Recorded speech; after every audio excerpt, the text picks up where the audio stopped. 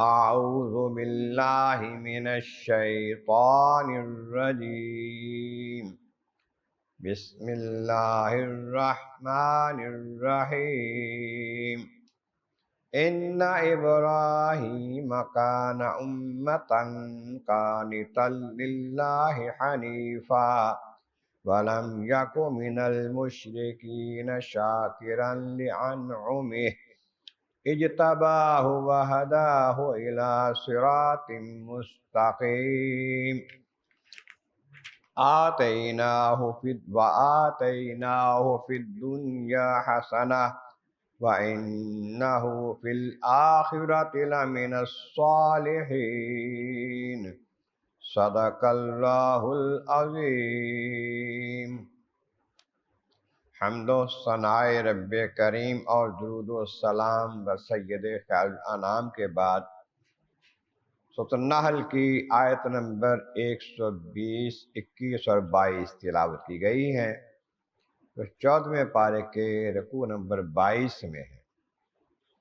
اس سے پہلی آیتوں میں فرمایا گیا وہ لوگ جو یہودی ہوئے ان پر ہم نے کچھ چیزیں حرام کر دیں، اے محبوب، جو آپ کو پہلے بتا دی گئی ہیں اس سے، اور یہ ان پر زیادتی نہیں کی گئی کوئی، بلکہ وہ خود اپنے اوپر زیادتی کرنے والے تھے، اس وجہ سے ان پر یہ باتیں کی گئیں، پابندیاں لگائی گئیں۔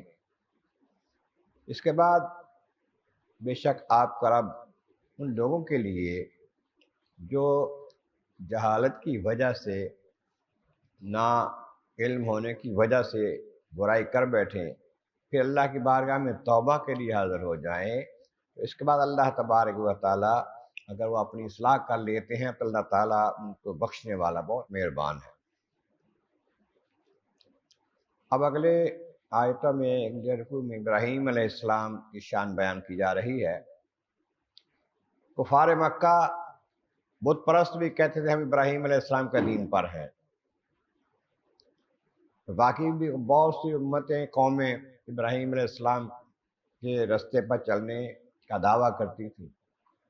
اللہ تعالیٰ فرمایا کہ ان ابراہیم کان امۃ، ابراہیم بے شک بہت بڑے امام تھے، ایسے امام تھے کہ ساری خوبیاں ان میں تھیں، نہایت پسندیدہ خصلتیں، عادتیں، اخلاق حمیدہ، صفات کے جامع تھے وہ۔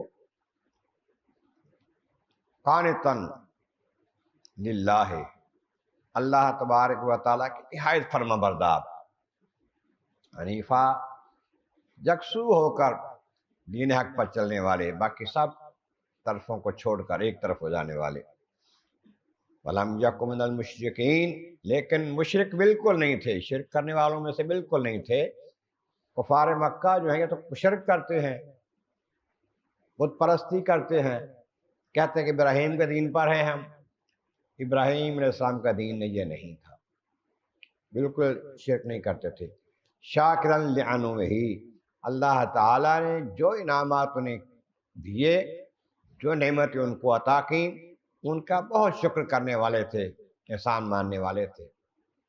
جو خالق کائنات نے مہربانی فرمائی، یہ تباہ ہو، انہیں چن لیا، باقی لوگوں میں سے خاص کر لیا، انہیں اپنا خاص محبوب بنا لیا، ان کو نبوت اور خلت عطا فرمائی، خلیل بنایا ان کو۔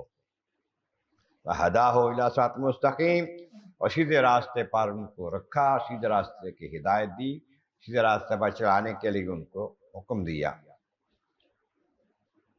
اور پھر فرمایا وَآتَيْنَا فِي الدُّنْيَا حَسَنَةً، اور ہم نے انہیں دنیا میں بھلائی عطا کر دی، دنیا میں رسالت دی، ان کو نبی اور رسول بنایا، مال دیے، اولاد دی، اور ایسی اولاد دی کہ ہزاروں نبی ان کی اولاد میں آئے۔ اور پھر ثناء حسن، ساری قومیں جو ان کی شان بیان کرتی ہیں، ان کے وصف بیان کرتی ہیں، ان کو اچھا کہتی ہیں، کہتے ہیں ہمارے رہنما ہیں وہ۔ اور سارے دین والے ان کو یہودی بھی کہتے ہیں، نصرانی بھی کہتے ہیں، بت پرست مکہ والے بھی کہتے تھے کہ جی وہ ہمارے آقا ہیں، ہمارے نبی ہیں، یا ہم ان کے دین پہ چلتے ہیں۔ تو یہ ان کی عظمت سارے بیان کرتے تھے، ان کی شانیں بیان کرتے تھے، ان سے محبت کا دعویٰ کرتے تھے، لیکن دنیا میں ہم نے ان کو حسن بھلائی ایسی عطا کر دی۔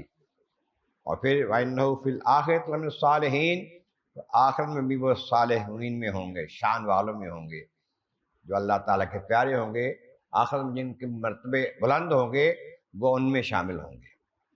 ابراہیم علیہ السلام کی شان بیان کی جا رہی ہیں۔ پتہ چلتا ہے کہ اللہ کے پیاروں کی شان بیان کرنا اللہ کی طریقہ ہے، اللہ کی سنت ہے۔ جو اللہ کے نبی ہیں، اللہ کے پیارے ہیں، جو اللہ تعالیٰ جل شانہ کے قرب والے ہیں، ان کی شانیں بیان کرنا قرآن کریم میں اللہ تعالیٰ کی شان ہے، اللہ تعالیٰ کا جو طریقہ ہے اور کو پسند ہے۔